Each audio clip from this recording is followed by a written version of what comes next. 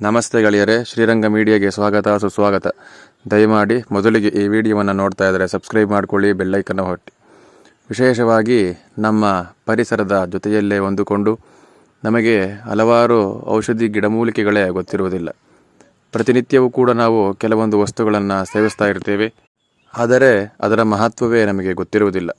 ಅಂತಹ ಹಲವಾರು ಔಷಧಿ ಗಿಡಮೂಲಿಕೆಗಳಲ್ಲಿ ಒಂದಾದಂತಹ ಅಮೃತ ಬಳ್ಳಿಯ ಬಗ್ಗೆ ನಾವು ಇವತ್ತು ತಿಳಿದುಕೊಳ್ಳೋಣ. ವಿಶೇಷವಾಗಿ ಈ ಅಮೃತ ಬಳ್ಳಿಯ ಉಪಯೋಗಗಳು ಅತ್ಯಂತ ಅನಂತ.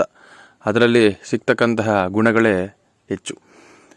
ಈ ಗುಣಗಳಲ್ಲಿ ರುಚಿಗಳಲ್ಲಿ ಈ ಅಮೃತ ಬಳ್ಳಿಯು ಕಹಿ ಮತ್ತು ಒಗರುಗಳಿಂದ ಕೂಡಿರುತ್ತದೆ.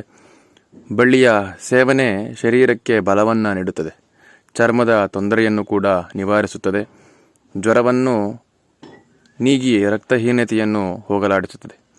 ಕಾಮಾಲೆಗೆ ಇದು ದಿವ್ಯೌಷಧವಾದರೆ ಮಧುಮೇಹಗಳಿಗೆ ಅತ್ಯಂತ ಹಿತಕರವಾಗಿರ್ತಕ್ಕಂಥ ಬಳ್ಳಿ. ಈ ಬಳ್ಳಿಯನ್ನು ಯಾವ ರೀತಿಯಾಗಿ ಉಪಯೋಗವನ್ನು ಮಾಡಬೇಕು ಅಂದರೆ 2 ರಿಂದ 3 ತಿಂಗಳುಗಳ ಕಾಲ ಪ್ರತಿನಿತ್ಯ ಬೆಳಗ್ಗೆ ಮತ್ತು ಸಂಜೆ 2 ಚಮಚ ಕಾಂಡದ ರಸವನ್ನು 2 ಚಮಚ ಜೇನುತುಪ್ಪದೊಡನೆ ಆಹಾರದ ಮುಂಚೆ ಸೇವಿಸುವುದರಿಂದ ಅವರಿಗೆ ರೋಗ ನಿರೋಧಕ ಶಕ್ತಿ ಹೆಚ್ಚಾಗುತ್ತದೆ. ನಂತರ 4 ಚಮಚ ರಸಕ್ಕೆ ಅಷ್ಟೇ ಪ್ರಮಾಣದಲ್ಲಿ ಜೇನುತುಪ್ಪ ಸೇರಿಸಿ ದಿನದಲ್ಲಿ 3 ಬಾರಿ ಸೇವಿಸುವುದರಿಂದ ಶೀತ, ಜ್ವರ, ಕೆಮ್ಮು, ನೆಗಡಿ ಎರಡೂ ಕೂಡ ಕಡಿಮೆಯಾಗುತ್ತದೆ. ಮಕ್ಕಳಿಗೆ ಕೊಡಬೇಕಾದಲ್ಲಿ ಇದರ ಬಗ್ಗೆ ತಿಳಿದುಕೊಂಡು ಕೊಟ್ಟರೆ ತುಂಬ ಒಳ್ಳೆಯದು. ಇನ್ನು ಮಧುಮೇಹ ರೋಗಿಗಳಿಗೆ ಪ್ರತಿನಿತ್ಯದ ಬೆಳಗ್ಗೆ ಮತ್ತು ಸಂಜೆ 1 ಗೇಣು ಉದ್ದದ ಅಮೃತ ಬಳ್ಳಿಯ ಕಾಂಡವನ್ನು ಚೆನ್ನಾಗಿ ಜಿಗಿದು ರಸವನ್ನು ಮಾತ್ರ ನುಂಗಬೇಕು. ಜಿಗಿಯಲು ಆಗದವರು 3 ಚಮಚ ರಸವನ್ನು ಸೇವಿಸಬಹುದು. ಇದರಿಂದ ಸಕ್ಕರೆಯ ಅಂಶ ಇಳಿದು ಕೈಕಾಲು ಉರಿ, ಸುಸ್ತು, ದೌರ್ಬಲ್ಯಗಳು ಕಡಿಮೆಯಾಗುತ್ತವೆ ಮತ್ತು ಚರ್ಮ ರೋಗಗಳು ಕೂಡ ಕಣ್ಮರೆಯಾಗುತ್ತವೆ.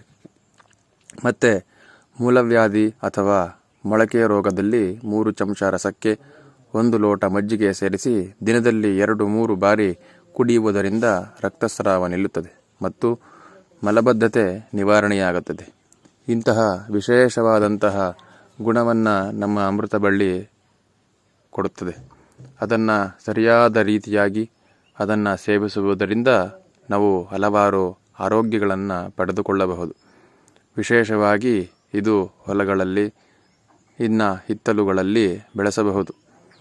ವಿಶೇಷವಾಗಿ ಇದಕ್ಕೆ ರಸಗೊಬ್ಬರವನ್ನು ಹಾಕದಲ್ಲೇ ಸಾವಯವ ಗೊಬ್ಬರದಲ್ಲೇ ಇದನ್ನು ಬೆಳೆಯಿದರೆ ತುಂಬ ಒಳ್ಳೆಯದು.